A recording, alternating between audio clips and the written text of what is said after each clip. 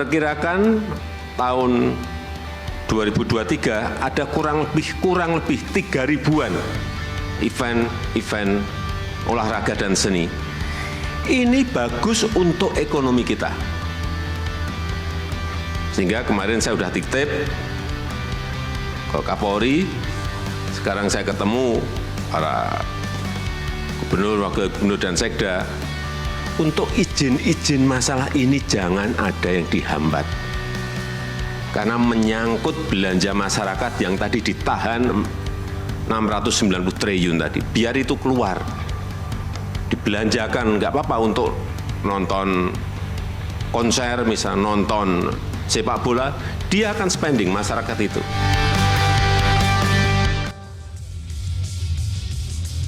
Kembali lagi pemirsa di Economic Challenges, cuan besar dari konser. Tadi kita sudah dengar pernyataan dari Presiden Joko Widodo, dan itu spesifik langsung menyebut konser, bahkan untuk menonton konser dan sepak bola. Saya pertama ingin minta tanggapan ke Mbak Putri terlebih dahulu. Terpikir nggak sih manuver misalnya dari DPR untuk memudahkan tadi permasalahan-permasalahan di Indonesia agar lebih mudah nantinya untuk mendukung industri mais kita? Ya. Tentu sebenarnya kan yang kita harapkan adanya reformasi dalam regulasi ini kan. Misalnya kita ambil contoh di industri perfilman, undang-undang perfilman, kita tahu dalam undang-undang cipta kerja yang terbaru itu sudah disederhanakan regulasinya supaya ada kemudahan berusaha untuk industri film. Dan ini lebih spesifik mungkin menjadi tupoksinya Komisi 10 sama Mas Menteri yang memang bidang tugasnya di bidang ini. Tapi saya sangat yakin teman-teman di Komisi 10 juga pasti sangat ingin untuk merubah regulasi ini, perizinan supaya sama semua di semua provinsi, terutama di kota-kota besar yang memang akan didatangi oleh para artis besar ini.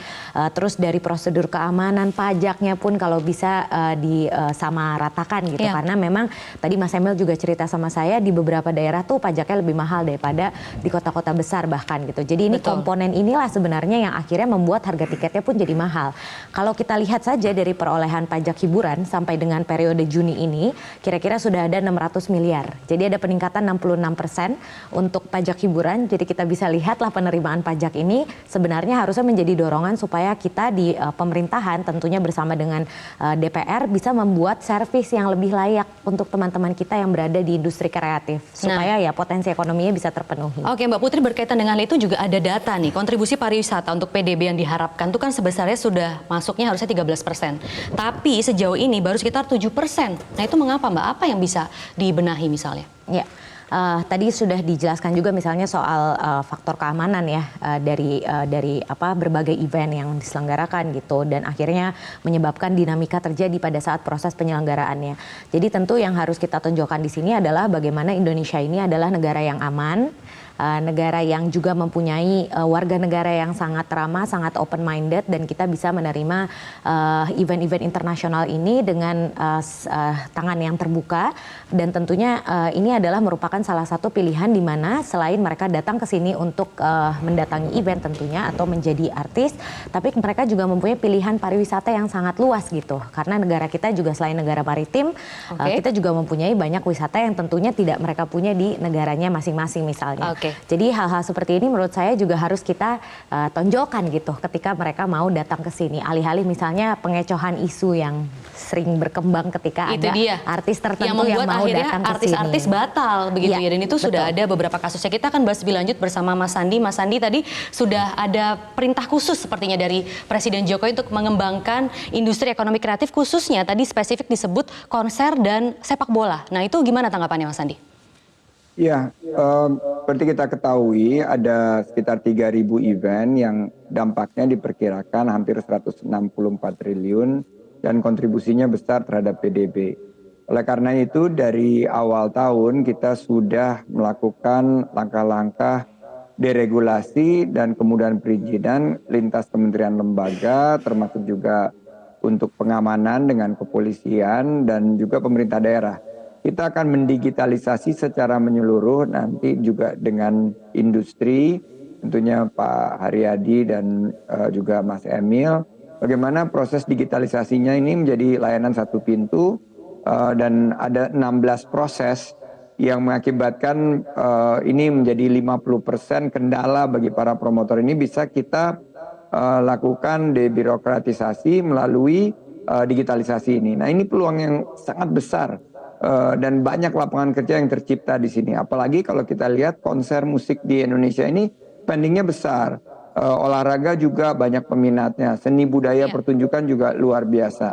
Nah, kita melihat bahwa event-event ini bukan hanya eventnya, tapi ada multiplier effect-nya seperti makanan dan minuman, transportasi, produk merchandise, dan ini melibatkan banyak sekali pelaku UMKM. Jadi di tengah-tengah proses kepulihan kita harus dorong agar kemudahan perizinan ini menjadi prioritas.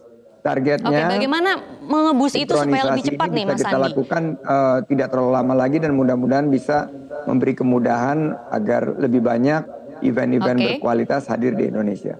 Tapi bagaimana untuk mengatur ini supaya cepat misalnya prosesnya untuk perizinan? Ya, dengan transparansi saya diberitahu ada sekitar 16 proses yang harus dilakukan. Juga ada biaya, mulai dari biaya administrasi sampai biaya keamanan. 16 ini akan proses kita yang harus dilakukan itu bisa dipangkas jadi berapa misalnya Mas Andi? Karena 16 perizinan ya atau proses itu terlalu panjang sepertinya. Ya, jadi prosesnya itu akan dipangkas sampai ke di bawah 8, tapi yang terpenting ada digitalisasi di mana prosesnya ini memiliki kepastian dari jumlah hari. Dan target dari Bapak Presiden bahwa konser-konser yang besar itu izin prinsipnya atau event yang besar itu 6 bulan sebelumnya sudah diberikan, sehingga izin teknis dan izin finalnya itu bisa 3 bulan dan 1 bulan sebelum acara dilakukan. Dan ini perputaran ekonomi dan penciptaan lapangan kerjanya sangat luar biasa. Dan ini butuh kolaborasi kita semua, karena di sini citra Indonesia juga dipertaruhkan.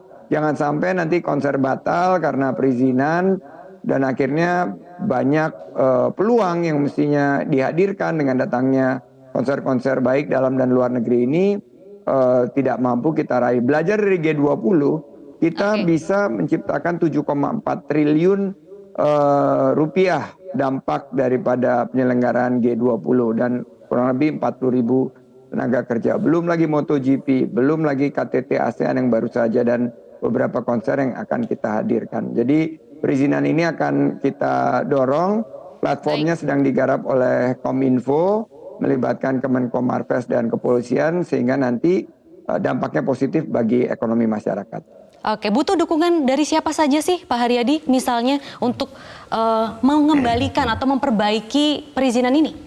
Ya, tentunya ada 3 faktor utama ya menurut saya yang perlu kita perhatikan. Pertama, memang regulasi yang tadi disampaikan oleh Pak Mas Andi ya, itu memang harus dipangkas, diperpendek.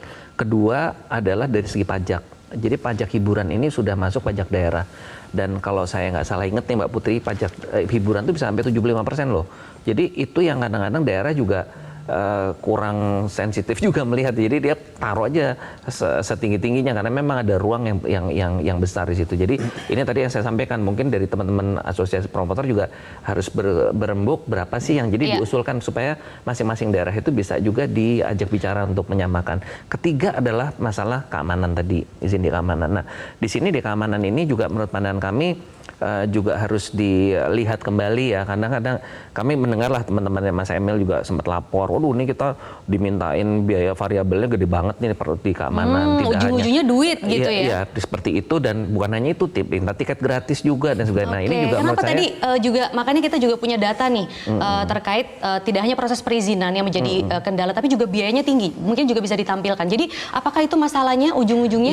Iya, itu memang harus dirapikan. Jadi artinya ujung-ujungnya kan situ kan, apalagi semakin heboh itu konser, wah dipikir nih tadi tuh judulnya cuan besar. Nah, akhirnya banyak lah yang usil gitu. Nah, ini juga menurut saya dari sisi di keamanan ini yang terus terang kontrolnya agak susah nih kita orang sipil kan. Jadi harus ada juga pengawasan dari pusat juga untuk melihat supaya jangan sampai ini menjadi masalah, dan juga himbauan juga untuk teman-teman promotor untuk tadi bersatu membuat voice yang lebih besar, menyampaikan kan itu. Kalau teman-teman promotor diem aja udah dengan karena khawatir kan, aduh kalau kita ntar speak up ntar repot deh, ntar jadi malah lebih bikin susah. spesifiknya ini siapa nih Ya, yang paling ujung kan di polisi kan gitu kan ya. Oke. Kan yang paling ujung kan di sana. Jadi ini juga harus untuk perbaikan kita bersama ya. Untuk nanti memang secara standar prosedurnya secara nasional tuh jelas gitu. Oke, bagaimana Seperti Mas itu. Emil tanggapannya? Apakah memang seperti itu ujung-ujungnya proses yang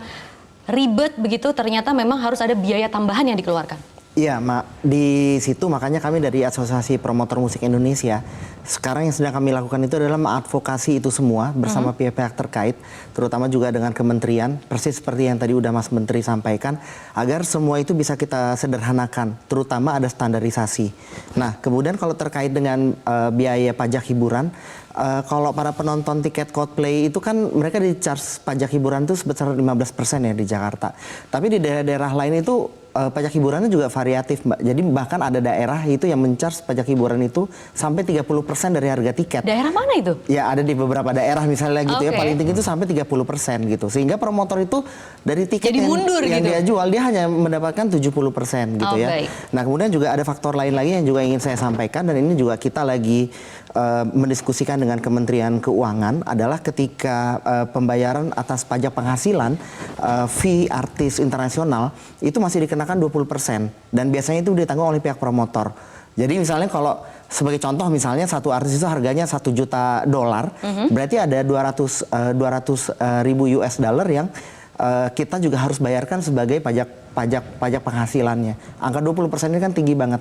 Itu juga termasuk salah satu yang seperti saya sampaikan tadi, dia akan menjadi variable cost yang menyebabkan harga tiket di Indonesia itu ya mungkin lebih tinggi gitu. Oke, nah Mbak Putri gimana sebagai mitra dari Kementerian Keuangan menanggapi pajak yang fantastis begitu di Indonesia? Ya. Senang banget sebenarnya baru pertama kali kan ketemu sama teman-teman asosiasi promotor. Tentunya ini jadi masukan yang sangat positif ya buat kita. Sehingga nanti pas rapat sama Kementerian Keuangan juga kita bisa mengetahui bahwa pajak seperti ini kan harus disesuaikan dengan kondisi pemulihan juga. Kalau memang target kita untuk memulihkan ekonomi berarti hal-hal seperti ini harusnya juga diperhatikan gitu. Jadi angka 20% yang sangat ekstravagan tentunya. Misalnya dari pajak penghasilan artisnya mungkin bisa disesuaikan dengan kondisi ekonomi kita juga pada saat ini. Karena kan memang 3 tahun kemarin teman-teman yang promotor ini puasa ya Mas Emil ya. Tidak bisa menyelenggarakan event sama sekali. Sekarang baru menyelenggarakan event sudah langsung dihadapi dengan berbagai variabel itu. Jadi kalau kita memang mau menggarap semua potensinya tentu hal-hal seperti ini harus menjadi perhatian. Jadi thanks Mas Emil, nanti akan kita sampaikan di ruang sidang bersama dengan Kementerian Keuangan. Oke, dan pertanyaan selanjutnya sebenarnya bagaimana sih kita bisa meraih posisi utama pemain utama kawasan untuk industri MICE ini pemirsa, tapi jangan kemana-mana, tetaplah bersama kami di Economic Challenges, cuan besar untuk konser.